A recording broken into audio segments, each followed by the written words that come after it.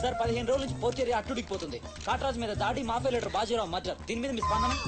ఛత్రపతి అని ఇంకో కొత్త లీడర్ పుట్టుకొచ్చాడు కదా, అతని మీ సపోర్ట్ ఉందని బయట అనుకుంటున్నారు. దీని మీద మీ కామెంట్? సార్ జరిగిందంతా ఒక ఎత్తు. ఇప్పుడు బీహార్ నుంచి రాజ్ బిహారీ వస్తాడు. అప్పుడేంటి మీ పొజిషన్? వాడేమో మొగుడు రాని ఏం బిగుతాడో చూద్దాం అన్నారు సార్. What is this?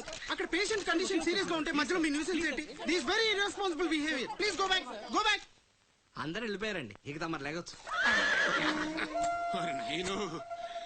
నాయను ఆ బాజీరావు గారు చచ్చిపోతే సమ్మగా ఉంటది కదా అనుకున్నా. ఇప్పుడు తెలుస్తుందిరా కింద మంట. అయినా ఇదేంట్రా, ముందేమో ఆ ఛత్రపతి గడు అడుగు, వెనకేమో ఆ బీహారుడు అడుగు. ఎవడు తొక్కిన పచ్చడైపోయేది మనం. Coming doctor Vihari. బిహారీ కాదండి, విహారీ. డాక్టర్ విహారీ ఆయన. వారిని అమ్మ కడుపు మాడ. డాక్టర్ ముందు ఆ పేరు మార్చుకోవయ్యా. సౌండ్ తగిలితే గ్రౌండ్ బగులుతుంది ఇక్కడ.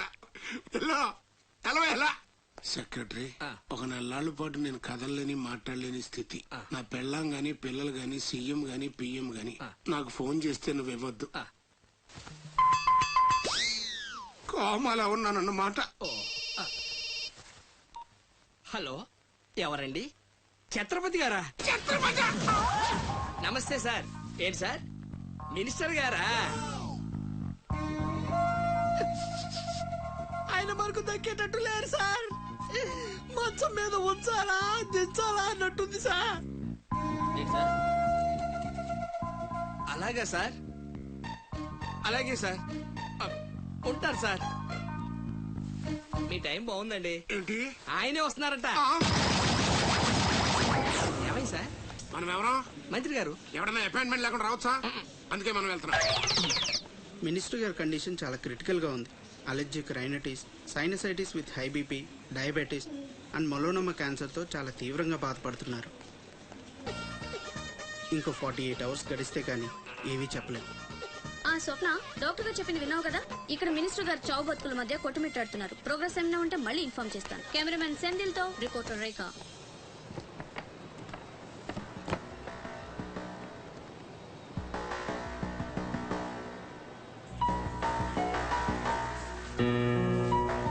ఇక నుంచి ఇక్కడ అన్ని వ్యాపారాలు, కాంట్రాక్ట్లు సిన్సియర్ గా జరగాలి. చిన్నపిల్లలతో స్మగ్లింగ్, ఇల్లీగల్ బిజినెస్లు మొత్తం బంద్ అయిపోవాలి. కోట్లు ఆస్తిరా పెట్టేస్తాడేమో. మీరు లక్కీ ఫెలో అండి. తమరు ఇల్లీగల్ అన్న విషయం ఆయన గుర్తురాలేదు అనుకుంటా. ఇంత సిన్సియర్ గా ఉంటే మాకేం మిగులుతుంది బాబు? ఇంతకాలం బాజీరావుకి పొలిటీషియన్స్ కి మామూళ్లు కట్టారు. ఆ నష్టాన్ని భర్తీ చేయడానికి కష్టపడే వాళ్ళ కడుపులు కొట్టారు. ఈ రోజు నుంచి మీరు ఏ ఒక్కరికి మామూళ్లు కట్టక్కర్లేదు. మీ లాభం మీరు తీసుకోండి, లేబర్ కష్టం లేబర్కే ఉండి అందరూ సుఖపడతారు. మీ అందరి నోళ్లు కొట్టి బాజీరావు సంపాదించిన డబ్బు కష్టాల్లో ఉన్న వాళ్ళని ఆదుకోవడానికి ఉపయోగిస్తాను.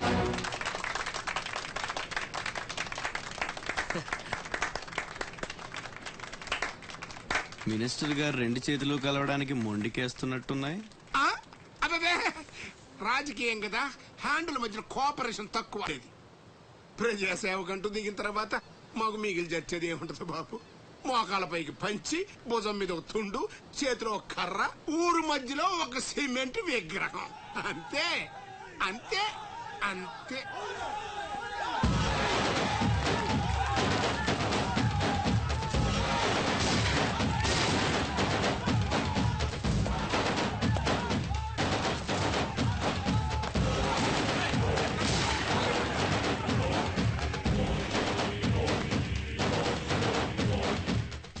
ఛత్రపతి, 1.5 మర్డర్ చేసి కుర్చీ ఎక్కేశావు.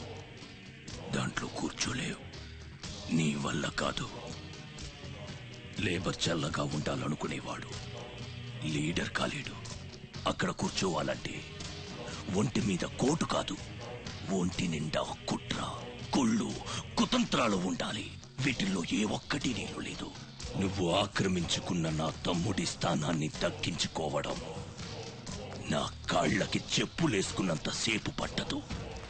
देखो राज बिहारी, बिहार का शेर.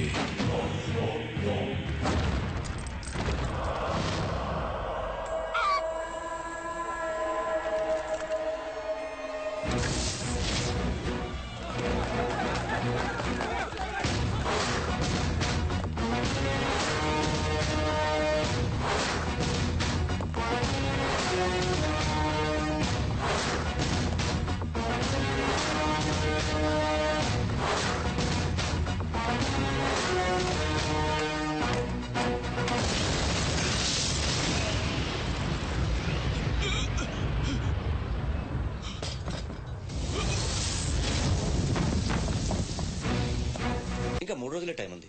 2 రకాల పచ్చళ్ళు స్వీట్లు కావాలి. అలాగే బాబు. ఇదిగోమ్మా 5,000 అడ్వాన్స్. ఎల్లుండి ఉదయాన్నే వస్తాను. బ్యాలెన్స్ ఇచ్చి సరుకు తీసుకెళ్తా. మంచిది.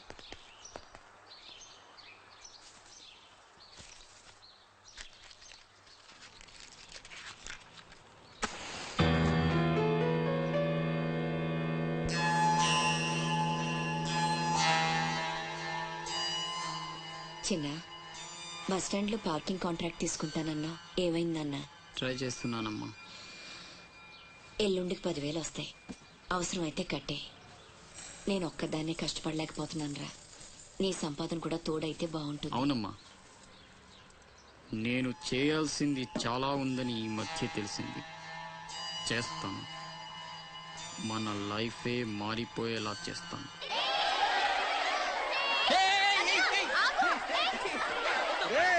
అందరూ ఇక్కడ ఓలి ఆడుకుంటుంటే మీరు అక్కడేం చేస్తున్నారా? కిందకి రండి. వస్తావా? నన్ను అక్కడికి రమ్మంటావా? అద్దిరా, వెళ్ళి లాక్కురండి ఇక్కడికి. నా మాట విని ఒక్క నిమిషం. అనవసరంగా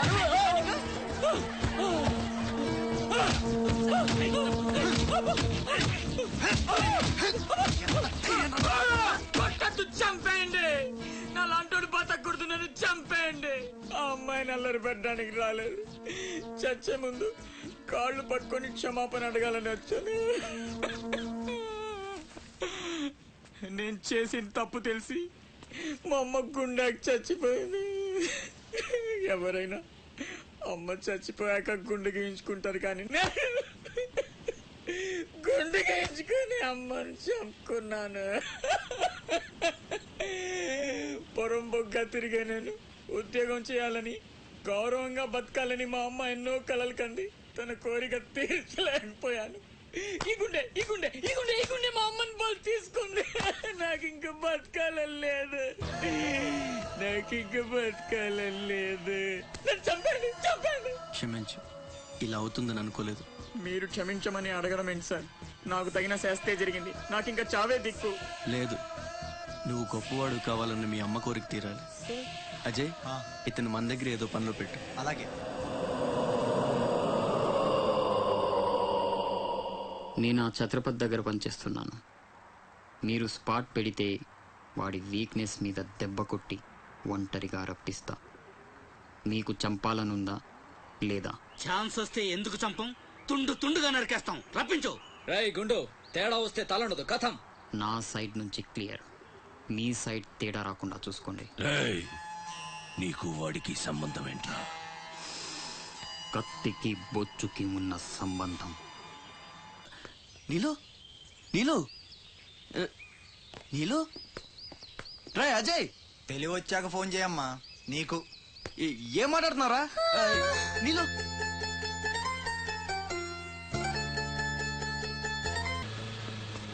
సార్ ఆపండి సార్. మీ అమ్మగారి ఆచూకు తెలిసింది సార్. ఎక్కడ? పెందుర్తిలో. ఇదిగోండి అడ్రస్. జాగ్రత్త సార్.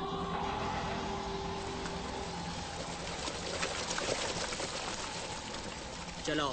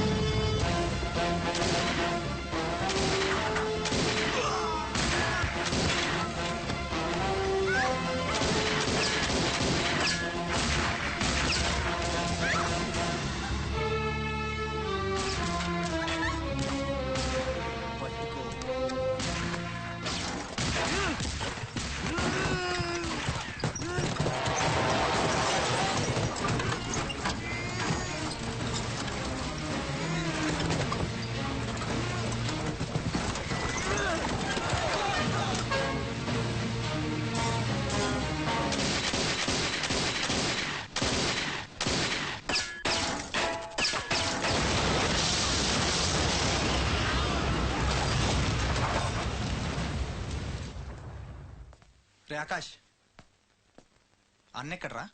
తెలీదు. ఫోన్ ఏం చేశాడా? లేదు. ఎక్కడికి వెళ్ళి ఉంటాడు?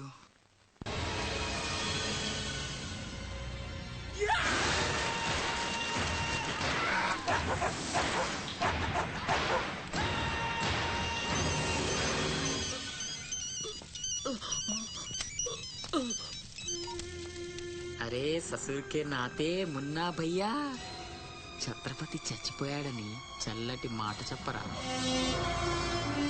మాట్లాడవేంటన్నా?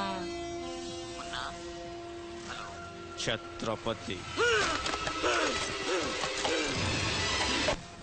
ఏమైందిరా? హాస్పిటల్ తీసుకెళ్ళి. అరే దెబ్బేంటి? ఆకాష్ ఎక్కడ? పైన ఉన్నాడు. ఎక్కడికి వెళ్ళావా? గన్.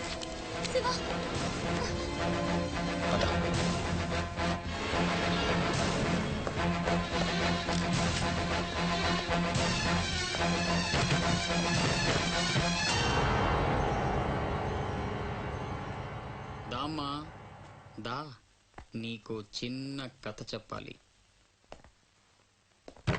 అనగనగా శ్రీలంక, లంకలో ఓ కొంప, కొంపలో ఓ అమ్మ.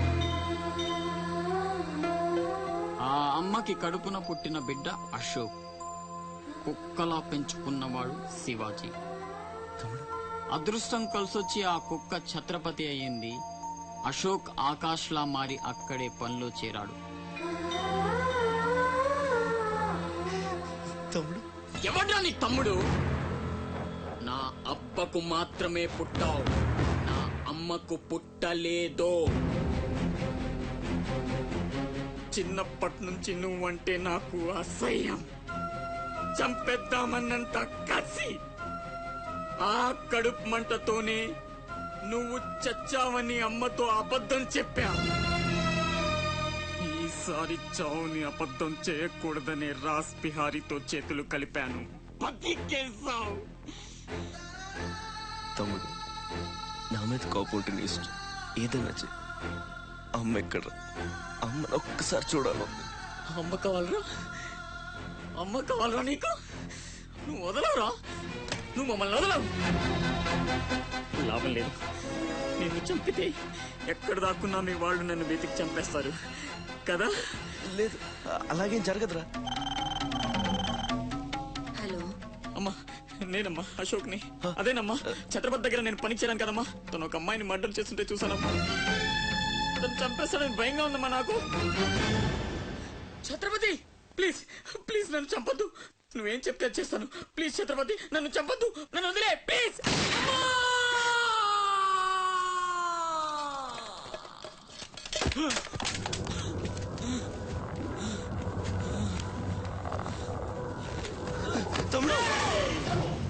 పిచ్చిన కొడుకుని కాదు చచ్చేట్టు షూట్ చేసుకోవడానికి. ఇప్పుడు అమ్మ దృష్టిలో నన్ను నువ్వు షూట్ చేశావు, చంపడానికి ప్రయత్నించావు. కర్మ. ఇదంతా నేను ఆడిన నాటకమని ఒక్క మాట చెప్తే అమ్మ నీ మాటే నమ్ముద్ది. కడుపున పుట్టిన నాకంటే నువ్వంటేనే అమ్మకు నమ్మకం ఎక్కువ. కానీ నేనింత నీచుణ్ణి, నికృష్టుణ్ణి అని అమ్మకు నిజం చెప్పగలవా?